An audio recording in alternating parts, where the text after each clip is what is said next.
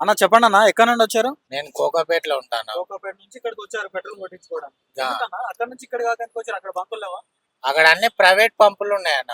ఆ, ఇప్పుడు రేట్ ఎక్కువ అమ్ముకుంటున్నారు వాళ్ళు. మరి వాళ్ళకి ఎట్లా ఇస్తుందో ఈ గవర్నమెంట్ తెలుస్తలేదు. ఆ, మాకు మాత్రం ఈ గవర్నమెంట్ పంపులల్లా 10 days అయింది ఇందులోకి రాక గ్యాస్.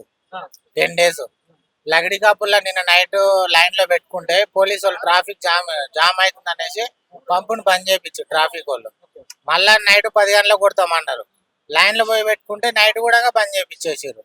వాళ్ళు చూసుకుంటారు కానీ ఆటోలది మాత్రం ఎవరు పట్టించుకోవట్లేదు. గవర్నమెంట్ అసలు అంటే పట్టించుకోవట్లేదు. ప్రైవేట్ బ్యాంక్ బంకులు ఎంత వసూలు చేస్తున్నాయి అన్న మరి వాళ్ళు 90 రూపీస్ 93 90 93 ఆ, ఇంత తగ్గట్లే. వాళ్ళని అడుక్కుంటున్నాం.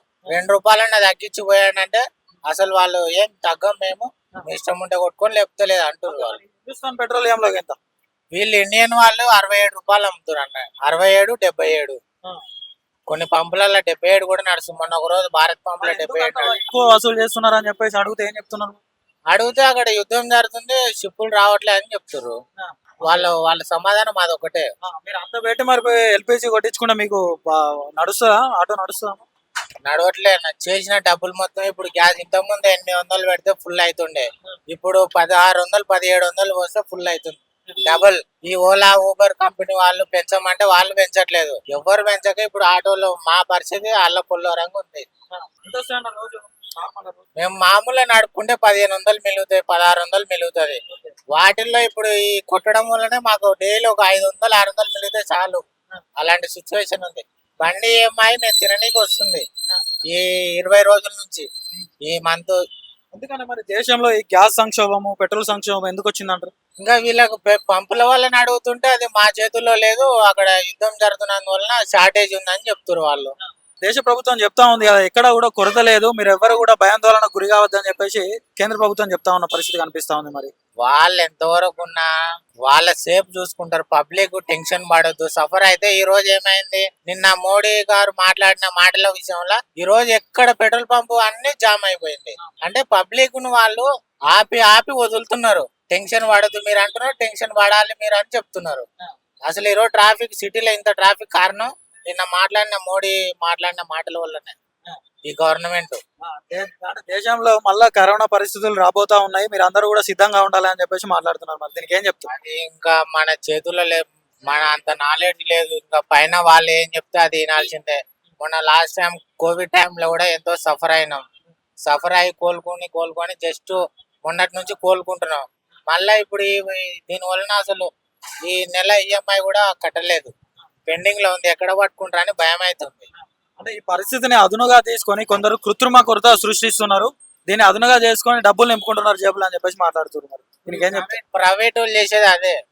యాక్చువల్ గా ప్రైవేట్ వాళ్ళు చేసేది అది. చాలా ఘోరంగా దోసుకుంటారు వాళ్ళు. ఏంది 25 రూపీస్ ఎక్స్ట్రా తీసుకుంటారు వాళ్ళు. కేంద్ర రాష్ట్ర ప్రభుత్వాలకు ఏం చెప్పదలుచుకున్నారు? ఏం చెప్పదలుచుకుంటున్నాం మన కొంచెం మా పరిస్థితి అర్థం చేసుకోవాలి. ఇప్పుడు లైన్ లో పెట్టుకుంటే కూడా ఈ పోలీసు వాళ్ళు ఫైన్లు వేస్తున్నారు కొందరు. ఆ ఫైన్ లేకుండా ఉంటే చాలు, కనీసం ఇట్లనైనా మేము బతకగలుగుతాం. ఎన్ని గంటల నుంచి వెయిట్ చేస్తున్నారా? సుమారుగా 2 గంటలు అయింది. సుమారుగా 2 గంటలు. దొరుకుతుందో దొరకదో కూడా తెలియదు. 4 రోజుల నుండి అసలు ఏ బంకులో గ్యాస్ లేదు. అంటే ఎక్కడా కూడా కొరత లేదు, ఎవరు కూడా భయపడొద్దు అని చెప్పేసి. కానీ కొరత మాత్రం ఉన్నది, ఫుల్ ఉంది. ఆటోలకు మాత్రం LPG లేదు. అంటే కావాలనే పెట్రోల్ బంక్ యాజమాన్యాలు కావాలనే పెట్రోల్ ఉంచుకొని కొడతలేరు అంటావా, లేదంటే మరి మళ్ళీ ట్యాంకర్స్ మాత్రం ఇప్పుడు ఇవాళ మార్నింగ్ వచ్చింది అని అంటున్నారు వాళ్ళు. కావాల్చుకొని చేస్తున్నారా మళ్ళీ ఎట్లా అది మాకు తెలియదు. కానీ ఏ పంపులో మాత్రం గ్యాస్ లేదు. అంటే పరిస్థితి ఈ రోజు ఉందా లేకపోతే మొన్నటి నుంచి ఇదే పరిస్థితి? ఇప్పుడు సుమారుగా వారం 10 రోజుల నుండి ఇదే పరిస్థితి ఉంది.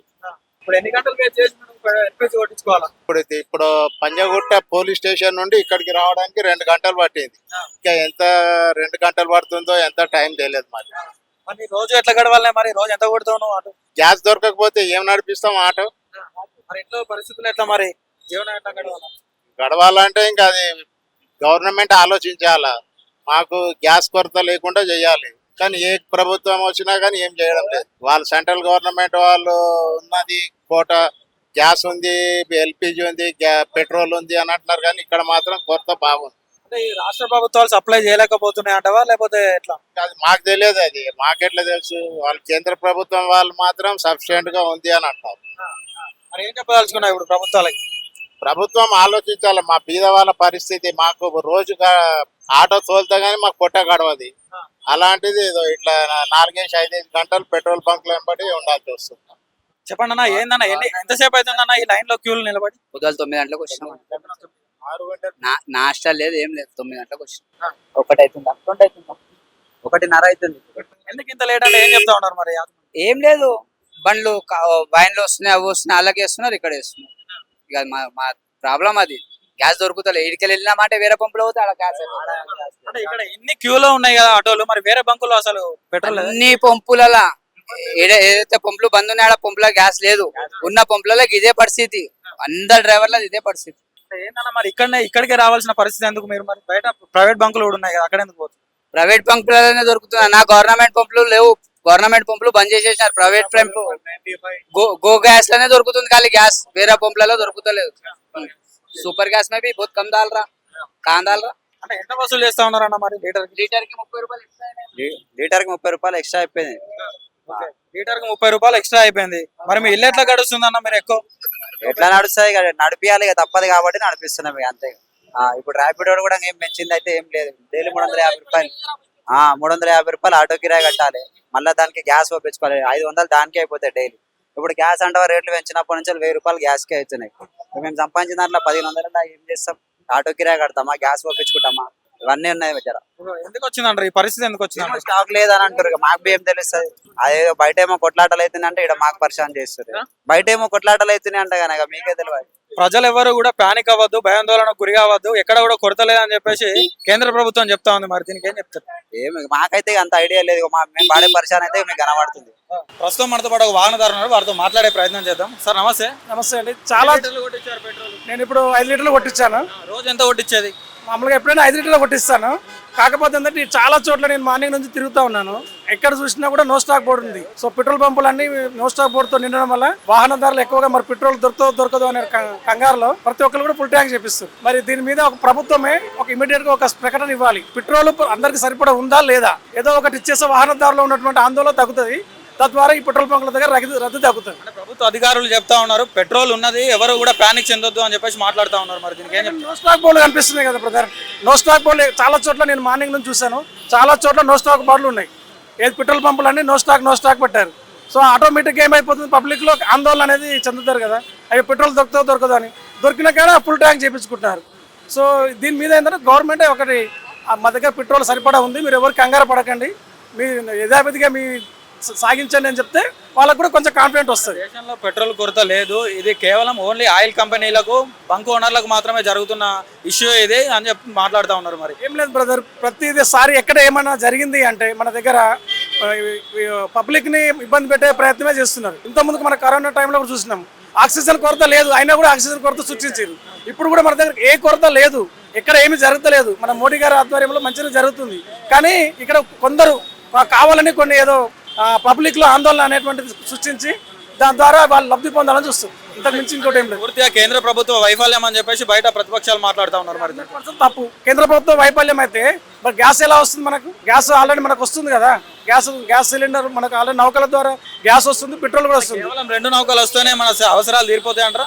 తొందరగా వస్తాయి, ఒకటేసారికి అన్ని ఒకసారిగా రాదు కదా, కొంచెం వస్తుంది. యుద్ధము అనేటువంటి ఒక అగ్రదేశానికి వేరే దేశానికి జరుగుతున్నప్పుడు కొంచెం ఉంటుంది ఇబ్బంది. దాన్ని కొంచెం అందరూ కూడా దృష్టిలో పెట్టుకుని నడుచుకోవాలి. అంటే యుద్ధ పరిస్థితుల్లో అంటే ఇజ్రాయెల్ వెళ్ళి మన భారత ప్రధాని కలిసి రావడం ఏంది అని చెప్పేసి కొంచెం ప్రజలు మాట్లాడుతున్న పరిస్థితి, అందుకే ఈ సంక్షోభం వచ్చింది అని చెప్పేసి కూడా మాట్లాడుతూ ఉన్నారు. దీనికి ఏం చెప్తారు? అవన్నీ కాదు, నాకు తెలిసి 100% మోడీ గారు కరోనా టైంలోనే దేశాన్ని మంచిగా చూశారు. సో ఇలాంటివి కూడా మనకి అంత పెద్ద ప్రాబ్లం ఏమి ఉండదు. కాకపోతే కొంచెం సంయమనం పాటించారు ప్రజలందరూ కూడా. సంయమనం తోటి జర కొంచెం చూసుకొని ఉంటే దాని మరో కరోనా రాబోతుంది అని చెప్పేసి కూడా అందరూ మాట్లాడుకుంటున్నారు. మరి దీనికి ఏం చెప్తారు? మోడీ గారు మొన్న రాజ్యసభలో కరోనా వచ్చినప్పుడు మనం ఎలా ఉన్నామో ఇప్పుడు కూడా కొంచెం అలాగే ఉండే ప్రయత్నం చేయండి, మన దేనికైనా సిద్ధంగా ఉండాలని చెప్పారు. కానీ దానికి అన్ని ముత్తి మాటలే. ఏం ఇస్తున్నారేమో కరోనా వస్తుంది, మరి కరోనా మళ్ళీ కరోనా పరిస్థితులు వస్తున్నాయి అని చెప్పేసి మాట్లాడుతున్నారు. లేదు, కరోనా లేదు, ఏం లేదు. కొంచెం పెట్రోల్ పంపుల కంటే పబ్లిక్ కనబడుతున్నారు, మిగతా అంతా యథావిధిగా సాగుతుంది. ఏం కంగారు భాష అవసరం అయితే లేదు. నాకు తెలిసిన గ్యాస్ పరిస్థితి, గ్యాస్ దొరుకుతుందా? గ్యాస్ ఉంది, గ్యాస్ కూడా ఉంది, ప్రశాంతంగానే అంతా ఉన్నది. బయటనే పబ్లిక్ కొంచెం ఏంటంటే కృత్రిమ కొరత సృష్టించి వాళ్ళు లబ్ధి పొందాలని చూస్తారు. బీ కేర్ఫుల్ అంతే నాకు తెలిసిన ప్రకారం. ధన్యవాదాలు, థ్యాంక్ యూ.